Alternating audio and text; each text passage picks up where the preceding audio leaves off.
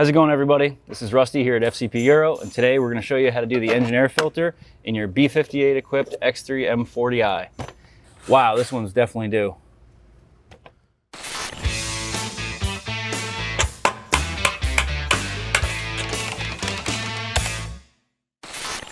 Now I have here the genuine BMW engine air filter. This filter is going to be a direct replacement for the factory one that we're taking out.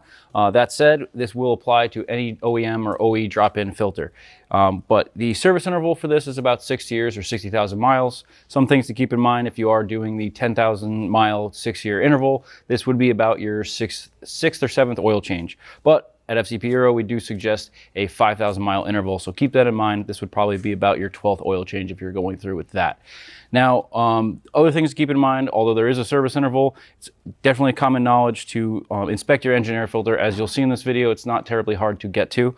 So every other oil change is generally a good rule of thumb to just get a peek at it, see what the state of health is, and just see if your filter is restricted and how the vehicle is operating. You may experience a drop in fuel mileage, you may, extreme condition, have a lack of throttle response, but if your filter is visibly restricted, you can certainly be rest assured that it is due for replacement. With having this foam on the top of here, you will usually get a gray or even a black condition on this film here. If you have a filter that doesn't have the foam and you just have the panel here, you may have to spread the panels just to see in between, where you may see some dirt and debris lodged in there. But that would be in the most extreme case where you'd have that seriously clogged up. Now that we've covered the general basics, let's talk about some of the tools we'll need to take care of this job. Now for tools, we're not going to need too many, and I do have a little bit extra on the table to give you kind of some options. So I do have the impact gun here with a T25. It is a little bit longer version, but you can certainly get away with a T25 screwdriver. I also have a 3/8 torque wrench for tightening everything up, a 3/8 ratchet, and then we also have a 16 millimeter in external Torx 14, and then a small 3/8 extension. And as you can see here, not too many tools needed, and it is a quite super simple DIY, so let's show you how to take care of that filter. All right, for starters, we do have to get this little suspension brace out of here. So it is a 16 and that external Torx 14 we discussed. I'm just gonna crack these loose. The mass airflow sensor connector may be a little bit difficult. If you need one, you can certainly use a pick, but be very careful on the little white locking connector there. But we do need to just pop this out, depress that, and slide that off. It may not be necessary. We could leave that connected, but it'll definitely ensure that that connector does not get damaged. There's a series of T25 fasteners around the outside of the box. We're just gonna go ahead and get all those loosened up. Box should lift up and you can pull the air filter out from the corner here. And this one is definitely due for replacement. It may even be the original unit. You can see here, oh, it is an aftermarket Hengst.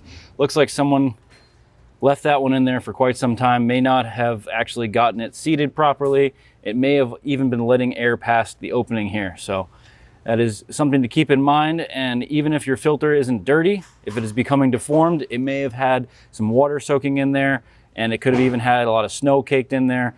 Again, the fins don't look terribly dirty, but the filter itself is physically becoming deformed, and that is why they do have an age interval, not just a mileage interval. The paper does tend to wear. So I'm gonna go actually grab a vacuum because there is a lot of debris in the bottom of that box.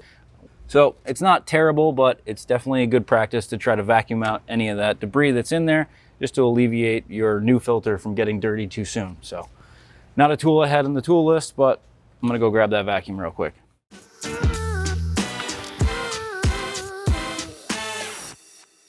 All right, once you've cleaned out your air box to your satisfaction, you go ahead and install your new engine air filter. One thing to keep in mind, you wanna make sure that that bottom edge does not look like this.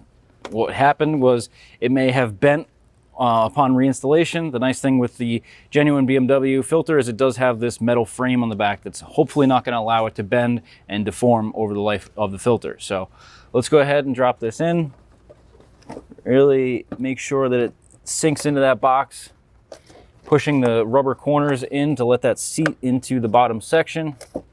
And then you may need to pick up the box slightly just to get all the screws to line up. Give the box a good once over, make sure there's no corners sticking out. I usually like to give a couple of turns to the screws by hand, make sure everything lines up, and it looks like we'll be in good shape. The torque spec on these T25 screws is not much. It's about 2.5 Newton meters. Most people aren't going to have that range of a torque wrench, so just be very careful. Would definitely advise, if you have a long enough screwdriver, to use a hand screwdriver to tighten these up. I'm going to go ahead and set my gun to the lowest torque setting and just carefully run these in. And that's pretty much all the screws. Again, this forward front one is going to be the most difficult to get to.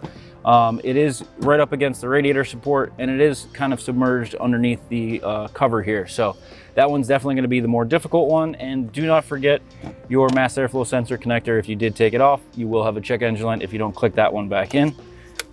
Click that on, engage that lock, and that pretty much takes care of your engine air filter. So in another 6 years or 60,000 miles, you may want to consider that, but definitely check on that as you do your oil changes. We're going to go ahead and re-secure this, and the torque spec for both of these fasteners is about 56 Newton meters.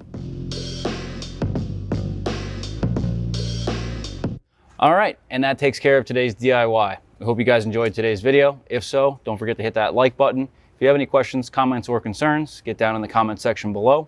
We'll have plenty more videos on this vehicle and many more, so don't forget to subscribe. And as always, we'll catch you guys on the next one.